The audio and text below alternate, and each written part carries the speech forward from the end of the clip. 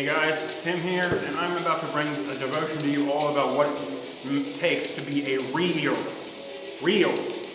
hero. Yeah, a true hero.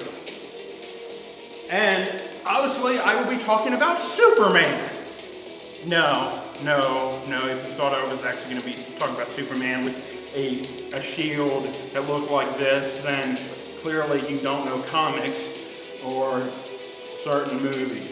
I'm clearly going to be talking about Captain America.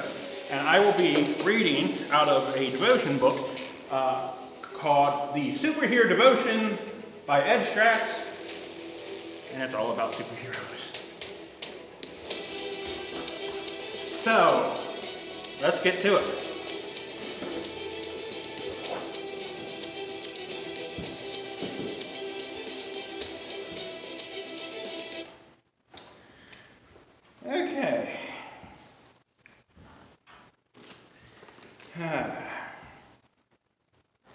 Okay. This is the third devotion within this book called Captain America, Being Extraordinary. Captain America is one of the most famous comic book superheroes, and he's one of the oldest.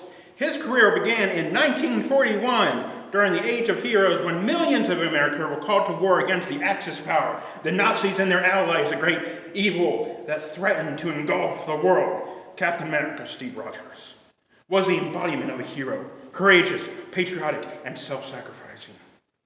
An old-fashioned idealist with a wholesome Boy Scout morale outlook, he often appears out of step with modern society. As the Second World War is raging, Steve Rogers wants to join the fight, but is repeatedly rejected at the enlistment centers because he's so short and scrawny. Man. Then he catches the attention of Dr.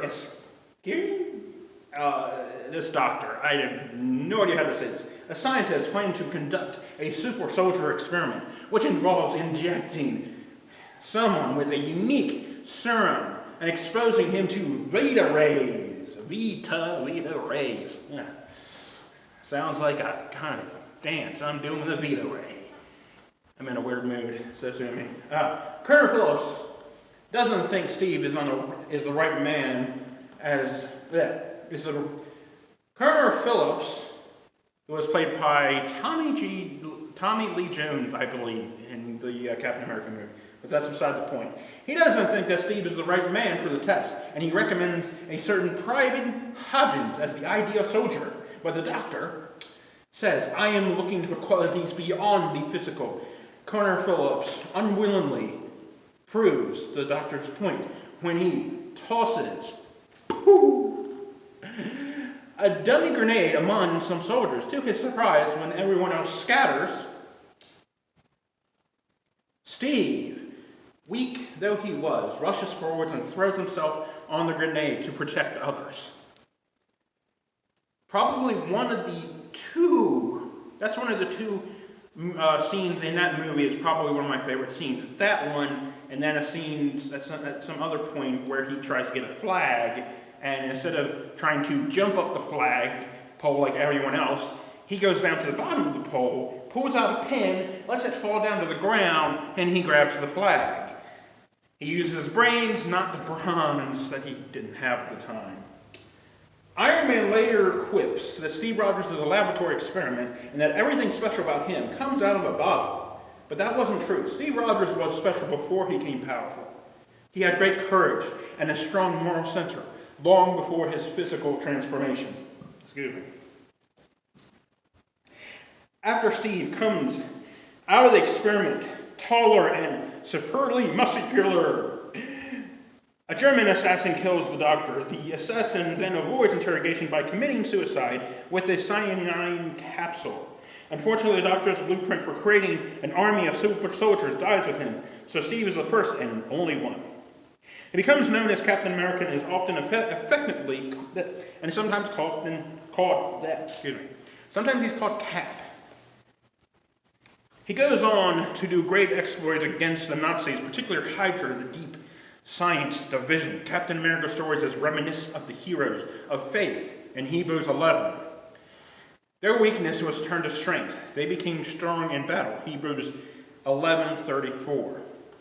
They were powerful in battle, but even more importantly, God saw to it that they were strengthened.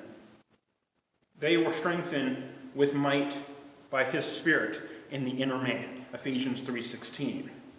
Just as the doctor didn't want Private Hodgins, a bully basically, God doesn't want men with muscles to do the work. God delights in using the weak and the incapable My weakness is I can't say certain words. So just stay with me. God delights in using the weak and the incapable, got it, to accomplish great things. And he often refuses to use the powerful, the proud, and the self-confident. Scripture says God has chosen the weak things of the world to put to shame the things which are mighty. 1 Colossians 1:27. When God looks for someone to accomplish something extraordinary, he first examines the heart. His reasons are simple. He not only needs us to trust in him to work through us, but he knows that solid moral character alone is a strong enough framework upon which he can build success.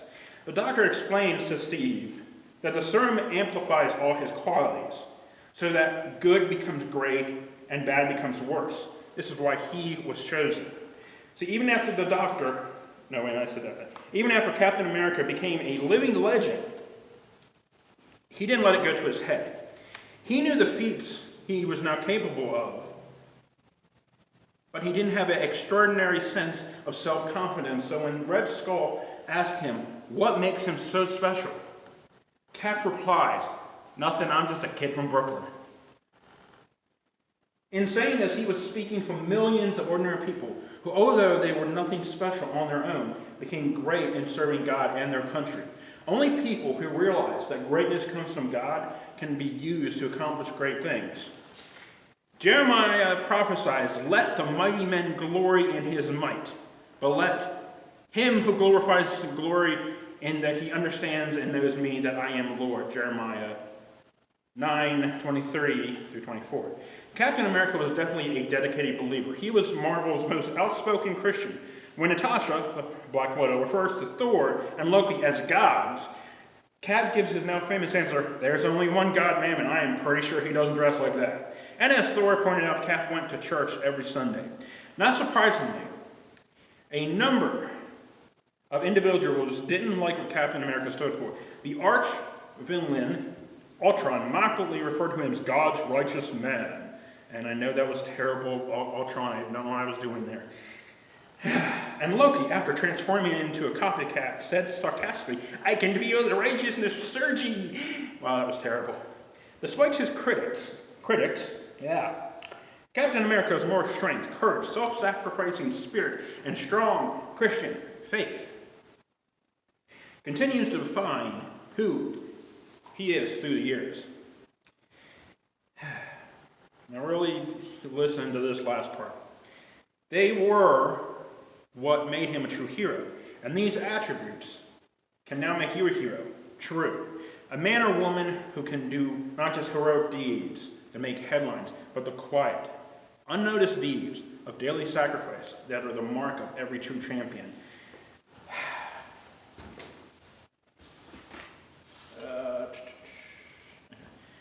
Bottom line is this. I made notes here. The doctor in the movie made a point, to Cap, after all said and done, and said that the serum was not meant to make him strong in the sense of, it did make him strong, physically strong, but it did more than that. It amplifies the things that the person already has. In other words, a person like Hodges could not be Captain America because he was a bully. The things that make someone a hero, is stuff that is not something that can come out of a bottle, as Iron Man, would say. That's all that Captain America is, that, what makes him a hero basically came out of a quote-unquote bottle. Thing is Captain America the thing that makes him the hero he is in the comics and the movies is about what he was before he had the serum. And, again, yeah. I mean, we talk about, when we think about heroes nowadays, especially with all the movies and stuff, we think, superheroes, comic book heroes, things like that. But, some of those heroes, what makes them such great heroes is not their powers, but what they had before the powers. Spider-Man is one of my favorite heroes, because there's something about who he is as a person that makes him very relatable. And he always tries to do the right thing. The classic,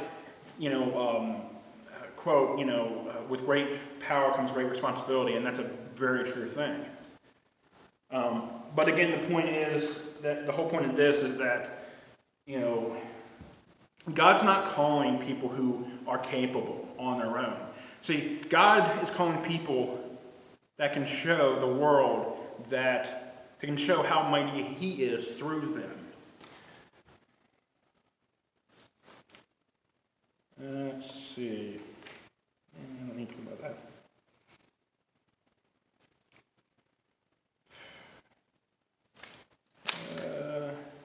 Okay. I kind of just want to end this to kind of say, especially, I decided on doing this devotion because I thought it was very important for us to recognize who the real heroes are. Like I said, a lot of times when we think about heroes, we think of comic book heroes, movie heroes, things like that. A lot of times we think of athletes, superstars, movie stars, all those. And there's nothing wrong with looking up to them from a certain perspective, but, seeing how things are now, with how limited, to see who is essential for basically allowing us to survive. It's not the movie stars, it's not the music stars, it's not the athletes, it's not this. It's those people who have been going into work every day since all this started, despite the risk that they, as the people working in the hospitals, no matter what they do, like I said in the last devotion, you can do everything right and still have something wrong happen. So obviously we need to continue praying for those people working on the front line of all this. Those people going to the hospitals, there is always a chance that they could get, they could catch something while they're in there. But they still go back day after day because they know, one, it has to be done. They have a job to do, and they know that they're the ones that have the experience, to be able to do it. And we need to always be thankful for those people, because those people are the real heroes.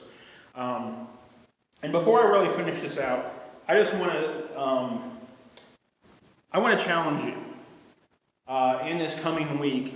Think about some way that you can show those people working on the front line of this whole thing that you're thankful for what they do. Be creative. If it's simply posting a video on Instagram or Facebook or something, just shouting out thanks for what you're doing. If it's trying to find out some way to actually send a card to someone that works within one of those fields, something. There are so many ways where you can show you're thankful for what they do. Again, I challenge you to think of that. And I just want to wrap this whole thing up in a short prayer.